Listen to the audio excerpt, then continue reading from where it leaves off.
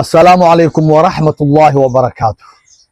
Ndugu wananchi wapendwa, Wakenya wenzangu, leo ningependa tushirikiane kutafakari kwa ufupi kuhusu jambo adhimu lenye athari kubwa katika maisha ya mwanadamu, jambo ambalo huleta kheri na mafanikio hapa duniani na pia ni miongoni mwa sababu za kupata wokovu na kufaulu huko akhera.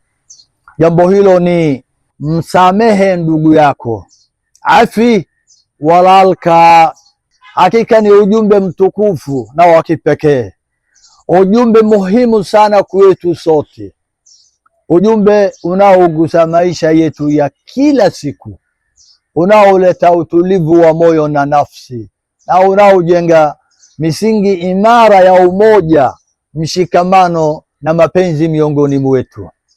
Hakika msamaha ni ufunguo wa amani, upendo na umoja miongoni mwa watu.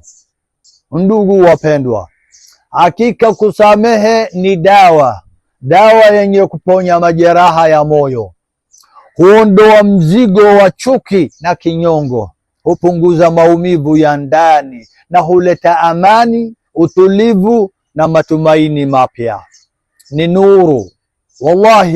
Wallahi naapa kwa jina la Mwenyezi Mungu, ni nuru. Msamaha ni nuru inayorudisha faraja moyoni na kufungua mlango wa rehema katika maisha yetu. Kwa hivyo ndugu mpendwa, naomba msamehe ndugu yako kama unavyopenda nawe usamehewe na Mola wako.